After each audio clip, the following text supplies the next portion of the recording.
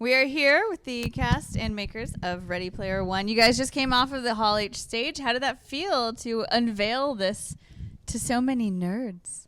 I thought it was pretty boring. I don't know about you. It's like, what is it, like 8,000 people? 6,500 Oh, not even 8,000. 6,500 people. Not even 8,000. And they're all excited, whatever.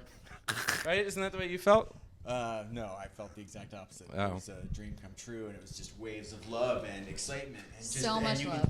There were like 4 or 5 just gasps and applause breaks in a 2-minute trailer. Well, that too. Yeah. Too.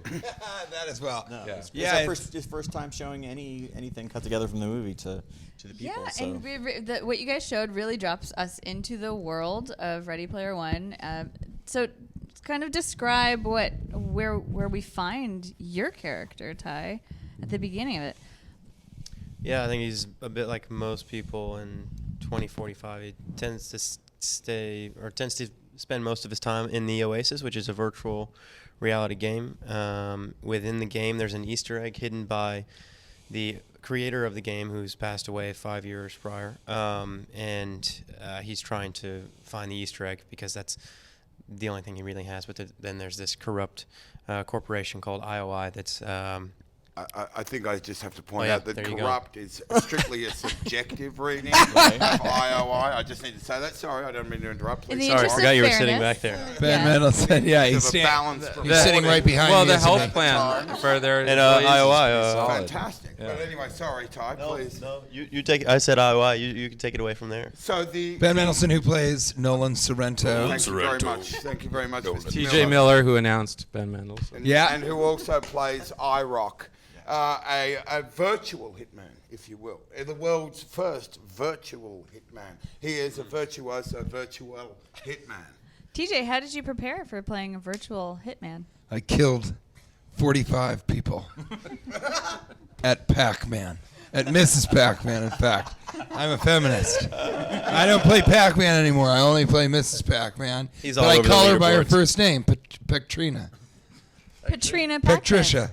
Yeah, not Patricia.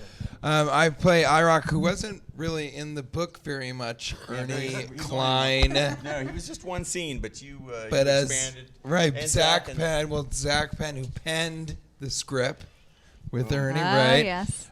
Zach penned a script that had a lot of fun stuff for this kind of bounty hunter in the Oasis. And so he's this very foreboding, gigantic, dangerous avatar who the person behind it is kind of this dorky, full-time, nerdy gamer that just happens to be the best hitman in Oasis.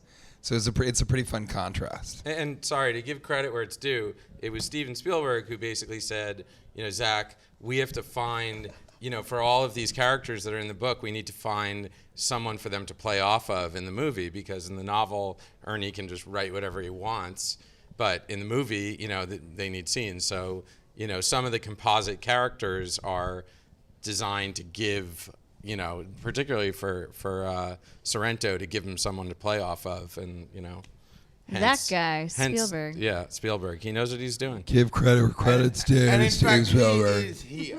This is we'll say is this his right presence. Right here. Yeah. His presence is felt. Well, Yeah. here's a question. Because he's not here, I'd like to ask you all about Just say one the horrible thing levels- about him. The levels of dork within Steven Spielberg.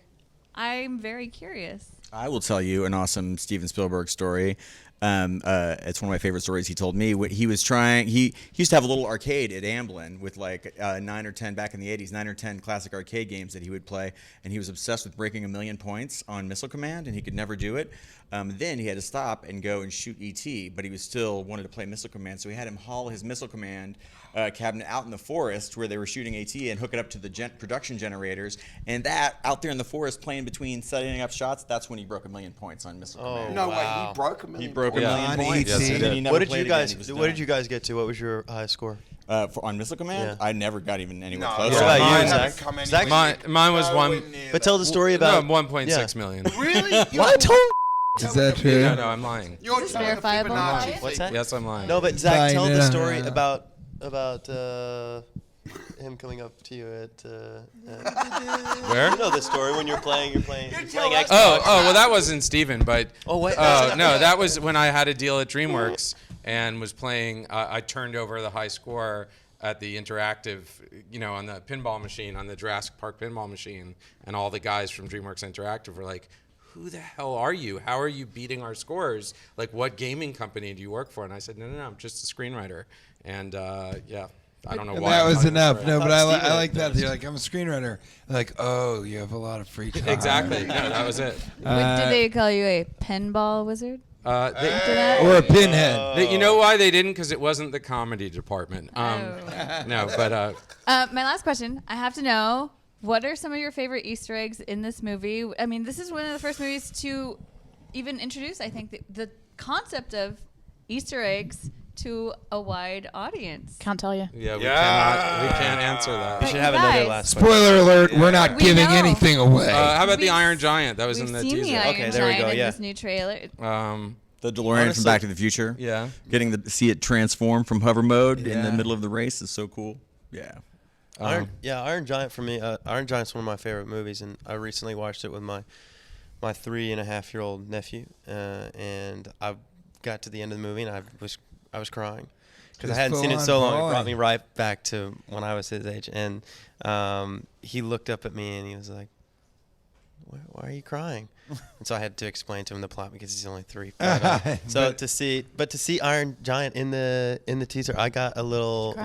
I've got a little like. I just felt like a little. No, you emotional, were like openly bawling in the men's restroom afterwards. I saw you doing that. That wasn't tell because you? of him. Joust. I just- I need to I- give a shout out to Joust for anyone who actually paid money, and I'm talking about physically put coins into machines. I'm in To that see demo. Joust there, the terrifying pterodactyl.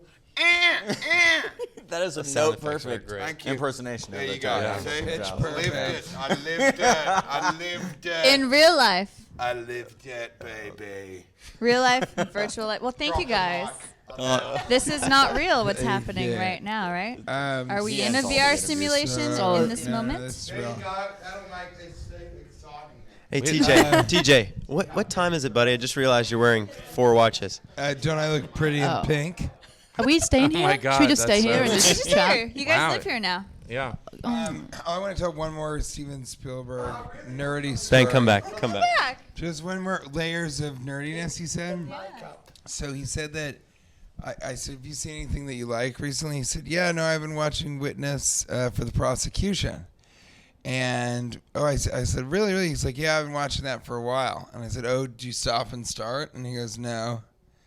And what it was is he'd been watching this movie over and over and over again for like a week or something like that, or weeks, because he'd become very obsessed with it. And then if we watched it and he would ask us questions, he's like, don't you love that sort of tracking dolly shot when they first come into the courtroom, after he sort of puts out the cigar butt? And he just had the whole thing completely memorized and then wanted to ask all about the little tiny things, and I'm like, we got to go back and watch it 20 more times.